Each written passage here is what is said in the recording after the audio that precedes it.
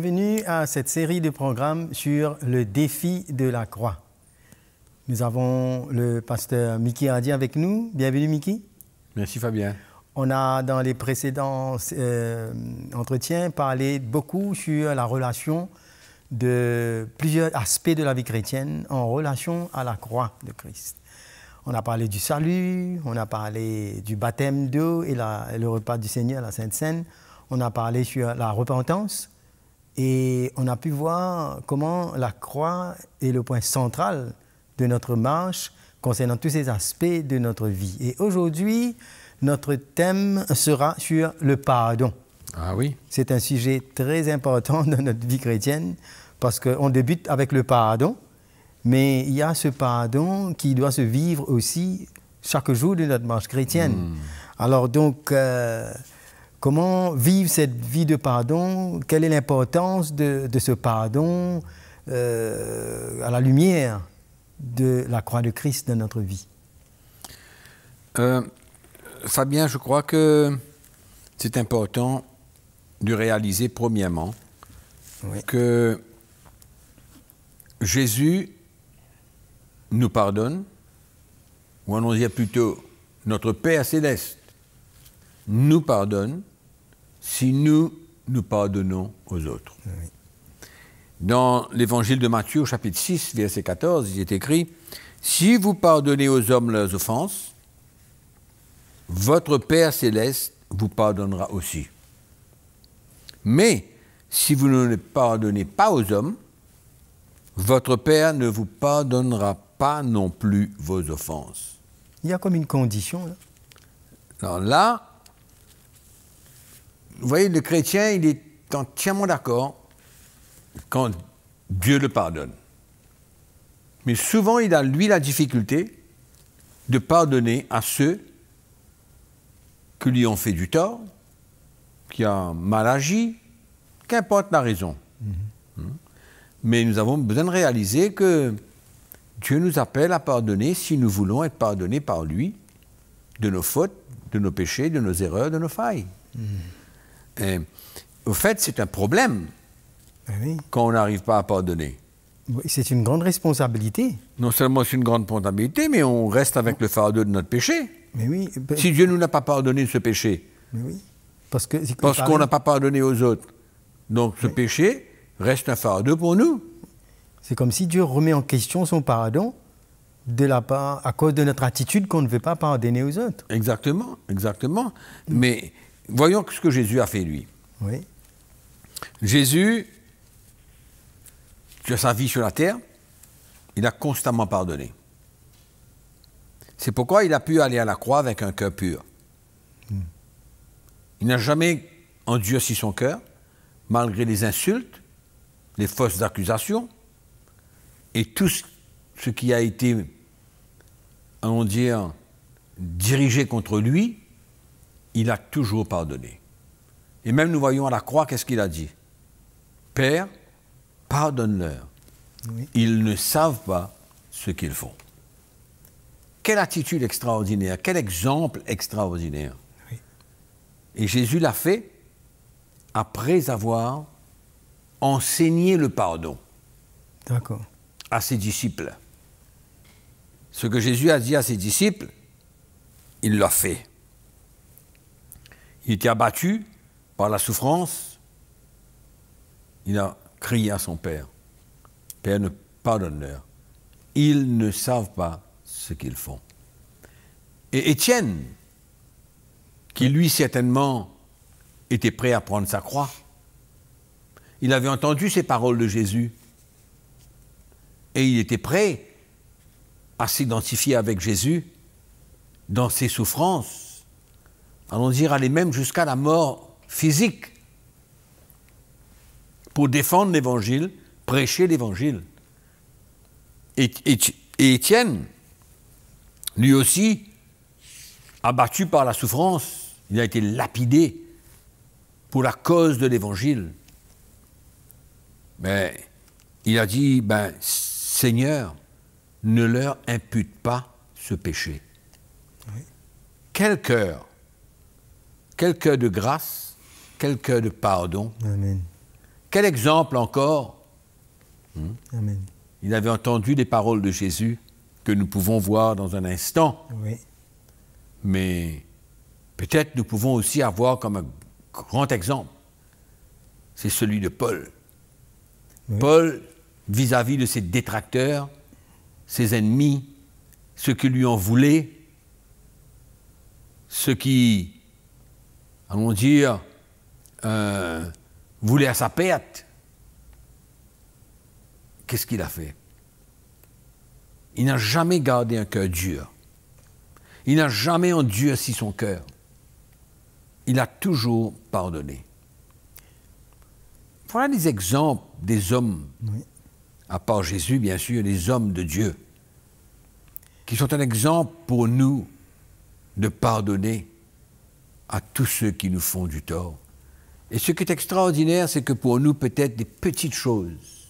On n'arrive pas. Là, nous voyons des grosses accusations, nous voyons une lapidation, nous voyons les ennemis de l'apôtre Paul qui parlaient contre lui ouvertement et publiquement.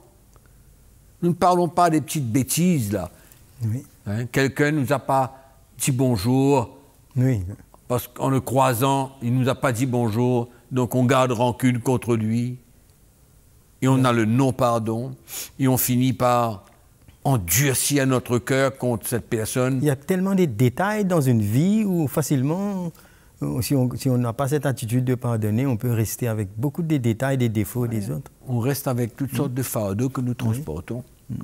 On transporte ces fardeaux dans notre vie de tous les jours, et on ne réalise pas le mal que ça nous fait. Le mal que ça nous fait. Les conséquences du non-pardon. Mais alors, est-ce qu'on peut aller jusqu'à dire que si quelqu'un garde le non-pardon dans sa vie, il met au risque son salut? Dans un sens où, comme si Dieu n'arrive pas à le pardonner. Oui, Comment non, moi je ne crois pas qu'il prend à risque son salut réellement, mais je pense plutôt qu'il va subir des conséquences de ce non-pardon. Je connais des gens qui sont malades, Oui. qui ont été malades pendant des années, jusqu'au jour où ils ont pardonné quelqu'un. Ils ont pardonné cette personne avec qui elle était liée, parce que la personne avait fait quelque chose de mal ou quoi que ce soit. Même des maris et des femmes qui n'arrivent pas à se pardonner tous les jours. Et souvent, ils sont libérés, ils sont guéris. Pourquoi? Parce qu'ils ont décidé de s'humilier et de pardonner. Oui. Donc pardonner, ça nous coûte quelque chose. Oui, il y a un prix à payer pour Est-ce que pardonner. ne pas pardonner, ça veut dire quelque part qu'on refuse de prendre sa croix? Oui, c'est refuser de prendre sa croix parce que tu me fais du mal, je veux me justifier que tu n'aurais pas dû faire ça, j'endurcis mon cœur, au lieu de préférer de m'humilier et de briser cet orgueil qui est en moi, parce que souvent c'est l'orgueil qui nous empêche de pardonner. De la même manière que l'orgueil nous empêche de nous repentir, l'orgueil aussi nous empêche de pardonner. Tu vois? Et là, ça devient difficile. Mais regardons un petit coup ce que Jésus a dit dans Matthieu chapitre 5. Oui. Là, nous voyons le sermon sur la montagne. Donc, quelque chose d'extraordinaire.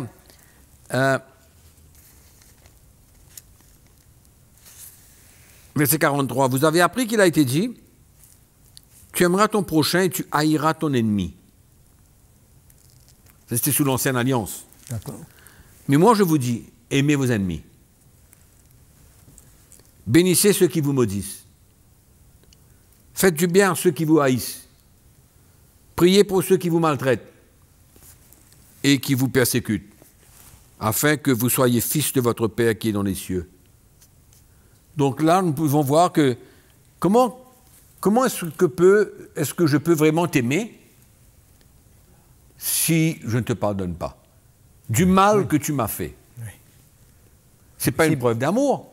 Impossible. Non, je garde rancune, j'endurcis mon cœur, l'amertume. Donc, ça ne peut pas me faire du bien. Oui. Tu vois? Donc, Et là, Jésus nous dit d'aimer nos ennemis, de prier pour ceux qui nous persécutent, bénir ceux qui nous maltraitent. Hein? Ben, c'est extraordinaire. Mais là, c'est une croix que nous avons besoin de prendre. Voilà, c'est parce qu'il y a un prix à payer, il y a un prix dedans. Ça nous coûte quelque chose de pardonner. Oui, c'est pourquoi, encore une fois, on voit que le pardon est directement lié à la croix de Jésus-Christ, à notre identification avec lui. De même que lui, sur la croix, il a pardonné, ben, nous aussi, nous sommes appelés à pardonner. Est-ce que tu réalises un coup, Jésus suspendu à la croix, après avoir pardonné les gens de toutes les insultes, des mensonges, ils ont voulu le tuer, ils l'ont traité de démon. Maintenant, il est suspendu à cette croix, avec tous ces soldats romains et tous ces religieux, voulant en finir avec sa vie, dans la souffrance. Il arrive quand même à pardonner. Amen. Extraordinaire. De fermer sa bouche. De fermer sa bouche. Comme une brebis muette qui va à la boucherie. Extraordinaire. Quel exemple, Fabien, quel exemple extraordinaire. Cette grâce qu'il nous donne. Hein? Mais nous sommes appelés, nous aussi, à pardonner de la même manière. Quelle récompense que vous méritez? Si j'aime celui qui m'aime, en autre mot, si j'aime celui qui ne me fait aucun mal, quelle récompense que j'ai? Mais par contre, quand j'aime, je pardonne, c'est un signe de mon amour. Ceux qui me font du mal, alors, je peux m'attendre à une récompense de la part du Seigneur. Tu vois? Et cela n'est pas seulement vis-à-vis de nos frères et de nos sœurs dans l'Église, c'est vis-à-vis de tout le monde. Tout le monde. Tout le monde. Parce qu'on peut se blesser, recevoir des offenses, des réactions, notre patron, les humains. N'importe où. Oui. C'est une attitude que nous avons besoin quand on a pris ce chemin. Oui. Mais Migui, je vois que c'est grave quand même le non-pardon.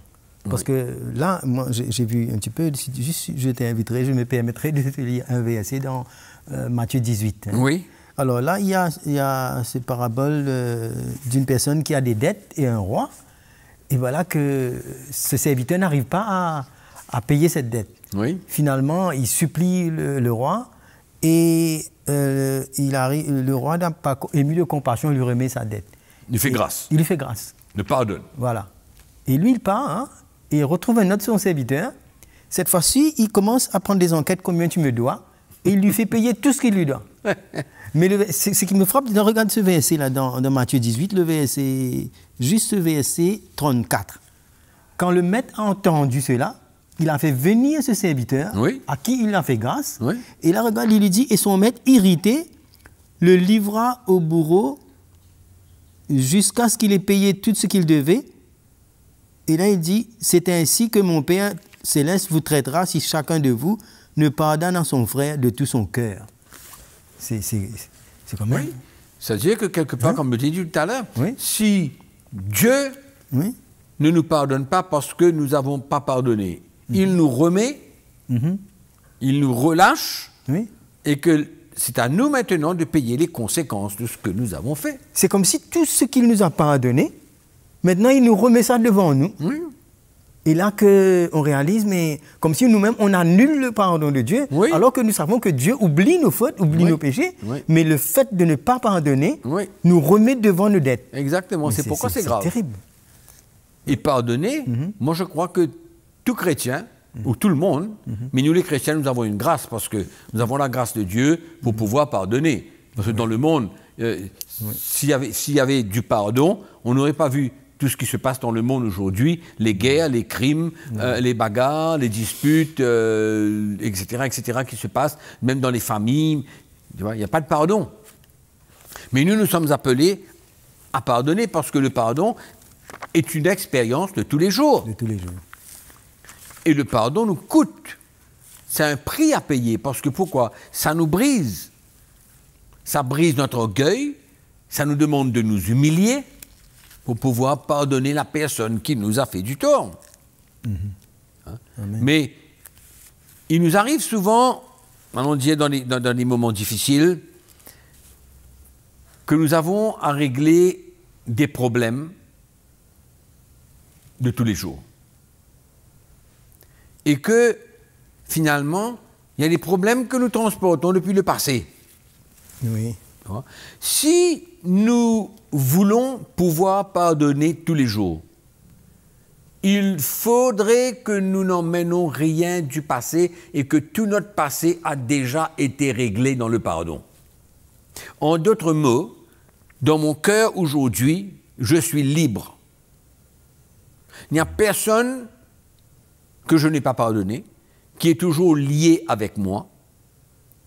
Ce n'est pas à cause de personne que j'ai un cœur dur aujourd'hui. Donc, ce que je veux dire, c'est que je suis libre. Et quand je suis libre aujourd'hui, et qu'il m'arrive à devoir pardonner plus tard, je ne peux que pardonner la chose qui vient de se produire. C'est pourquoi le pardon, c'est quelque chose que nous avons besoin de vivre quotidiennement sans avoir à porter les problèmes du passé qui n'ont jamais été encore résolus. Oui. C'est un état de cœur. Exact. C'est une attitude qui est établie en nous. Oui. Parce que la croix nous a marqués et que nous-mêmes, on a reçu le pardon de Dieu. Et que ce n'est pas ce qui va se passer devant qui va déterminer si on va pardonner ou non. Exactement. C'est quelque chose qui est acquis et qui est là et par rapport à cette œuvre de Dieu en nous. Mickey. Oui, c'est pourquoi, il nous faut mourir pour garder notre cœur pur maintenant. Là, nous sommes tous les deux là. Oui. Ton cœur est pur, mon cœur est pur, je n'en veux à personne. Qu'importe qu'est-ce qui s'est arrivé dans le passé, qu'importe ce que j'ai pu subir, je ne veux pas garder le non-pardon ou de l'amertume ou de l'animosité ou quoi que ce soit dans mon cœur envers quiconque dans le passé. Je dois maintenant être prêt à faire face aujourd'hui. Oui. Et j'aurai l'occasion, dans la famille, dans le foyer, dans la relation avec les enfants, avec les gens qui nous font du tort, les gens qui nous persécutent, puis on aura toujours l'occasion de pardonner. Tout le temps, on a cette occasion-là. Oui ou non, Fabien? Oui, parce qu'on est imparfait, et on faillit, on bronche d'une manière ou d'une autre. De même, parfois, sans même se rendre compte, on a pu faire quelque chose, dire quelque chose, et puis finalement, plus tard, on se rend compte. Et puis, mais je crois que si cette attitude-là est là, ça peut rétablir beaucoup de choses. Hein? Exactement. Oui. Tu vois, ce qui est extraordinaire aujourd'hui, tu m'as fait du tort. Ok, tu m'as fait du tort. Je t'en veux pour ça. Je n'arrive pas à te pardonner. J'ai été blessé. Mais toi, tu sais que tu m'as fait du tort. Tu te repens. D'accord. Ouais. Je regrette finalement. Tu regrettes ce que tu as fait. Oui. Tu te repens devant le Seigneur. D'accord? Oui. Je te repens devant le Seigneur. Toi qui m'as fait du tort, c'est toi qui es l'auteur du problème là. Mais parce que tu t'es repenti, tu es libre. Oui. Mais moi, je n'ai rien fait, moi. Oui. J'ai subi le tort que tu m'as fait. Tu as été blessé. J'ai été blessé. Mais je n'arrive pas à pardonner. Donc toi, maintenant, tu es libre. Moi, je ne suis pas libre. Mais c'est toi qui as causé le problème. Oui. Moi, je n'ai que subi le problème. Oui. Mais à cause du non-pardon, je suis encore lié. Voilà. Et ce qui se passe, c'est que j'endurcis mon cœur de plus en plus. Mais toi, tu es maintenant libre. C'est extraordinaire. Juste ce non-pardon-là, pour quelque chose que toi, tu ne mérites pas, tu n'as rien fait de mal, mais le fait de ne pas pardonner, voilà, que tu es lié. Ouais. C'est vraiment... C'est extraordinaire. Et donc, c'est pourquoi que Jésus, il met l'emphase sur ce pardon. Oui, mais l'emphase sur le pardon. Et souvent, quand on pardonne des petites choses, mais des grosses choses, on n'arrive pas à pardonner. Oui. Mais ce que nous avons fait, nous, vis-à-vis de Dieu, petit, grand péché, toutes sortes de qualités, toutes sortes de grandeurs, toutes sortes d'envergures. Mais quand Jésus nous a pardonné, il n'a pas choisi, ça je te pardonne, ça je ne te pardonne pas. C'est sans limite, ça. C'est sans limite. Il nous a complètement pardonné. Mais nous, les chrétiens, beaucoup de chrétiens, sélectionnent qu'est-ce qu'ils vont pardonner. Mais la parole, comme j'ai vu tout à l'heure, il nous dit que de pardonner à son frère de tout son cœur. Exactement. Peu importe le niveau de blessure ou les offenses. Peu importe quoi. Et c'est comme ça qu'il se passe dans l'Église, beaucoup de scandales, beaucoup de blessures, beaucoup de gens qui quittent les églises. C'est l'immaturité, ça. Oui. Pourquoi? Parce que même l'autorité de l'Église n'arrive pas à pardonner un frère ou une sœur qui a commis un problème. La première chose qu'on fait, c'est juger, critiquer. On n'essaye même pas de savoir quel était le problème, pourquoi le problème a eu lieu. On coupe, on tranche, on n'arrive pas à pardonner cette personne. Et quand on n'arrive pas à pardonner cette personne, nous allons mettre une croix sur elle. Et nous, pasteurs qui sommes en autorité, souvent, il y en a beaucoup qui mettent des croix sur des gens parce qu'ils n'arrivent pas à pardonner quand le frère ou la sœur s'est repenti. C'est grave dans l'Église de voir la quantité de frères et de sœurs qui ont quitté l'Église parce qu'ils n'ont pas su goûter au cœur de Jésus et à la grâce de Dieu de la part de l'autorité de l'Église pour pardonner leurs erreurs quand eux, ils sont déjà repentis de leurs péchés. C'est pourquoi leur repentance est aussi importante que notre pardon. Il n'y a pas de distinction dedans. Souvent, on a tendance à regarder le problème, le péché, la repentance. Et moi, je vais bien plus loin. Je vais bien plus loin. Tu m'as fait du tort. D'accord? Je suis blessé. J'ai un problème.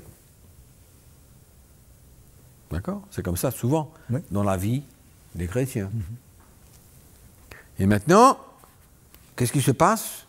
C'est que mon rôle maintenant est de te pardonner. De faire le nécessaire pour le relâcher. De te pardonner. Mais souvent, je ne te pardonne pas parce que j'attends que tu te repentes. En d'autres mots, je ne veux pas obéir, je n'obéis pas à la conviction que j'ai besoin de te pardonner.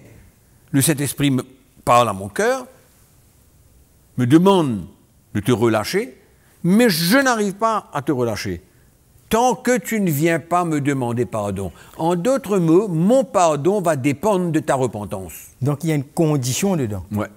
Voilà comment les gens voient les choses. Ok, cette condition. Oui, mais il n'y a pas de condition. Moi, mon devoir, tu me fais du mal, tu me fais du tort, je dois aller devant le Seigneur et te relâcher. De ne pas accepter que ce que tu m'as fait vienne endurcir mon cœur au point où je n'arrive pas à te pardonner. Oui. Et je mets une condition sur ça. Finalement, relâcher ce pardon-là, c'est une protection pour moi et une protection pour la personne aussi. Exactement, pour la personne aussi. Parce que ce soit la repentance, que ce soit le pardon, ce sont des choses qui se passent dans l'esprit. Oui. Et nous savons que l'esprit parle plus fort. Quand nous pardonnons, nous ouvrons la porte pour que Dieu puisse agir dans la vie de l'autre personne. Amen. Tu comprends? Donc tout ça, c'est une maturité. Oui. Tout ça, c'est une œuvre de Dieu. Oui. Parce que ce soit pardonner ou que ce soit se repentir, tout ça, c'est un cœur que Dieu veut briser. C'est pourquoi au fur et à mesure que nous grandissons dans le Seigneur, c'est facile pour nous de pardonner. Je vois ça personnellement dans ma relation avec ma femme. Tu sais, auparavant peut-être, ma femme me parlait un petit peu brutalement ou n'importe quoi.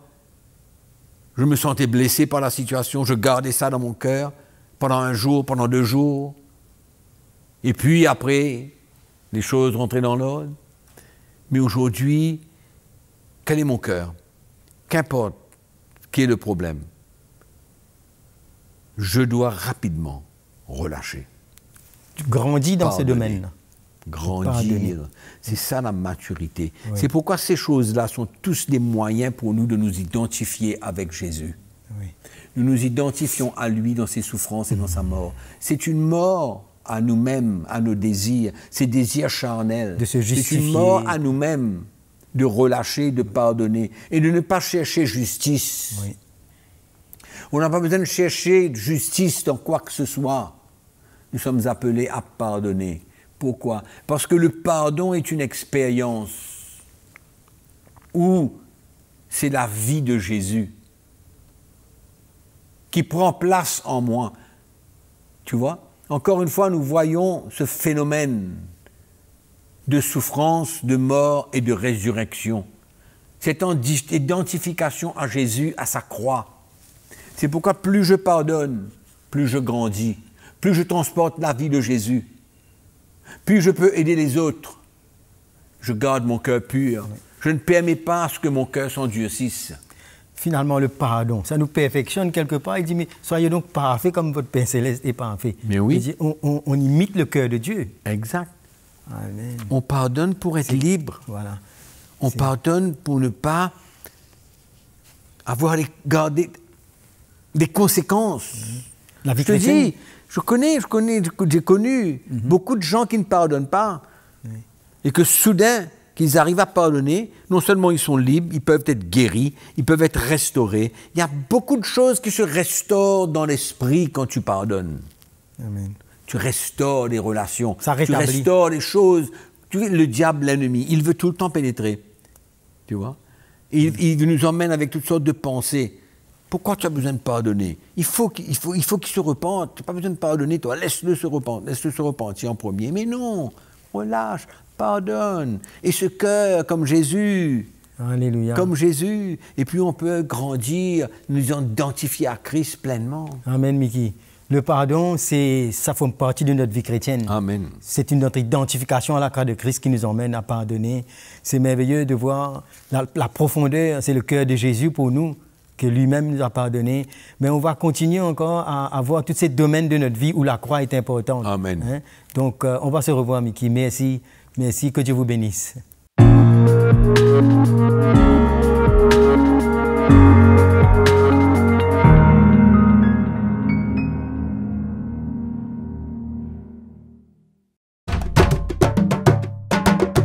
Pour plus d'informations, visitez le www.ctmi.org.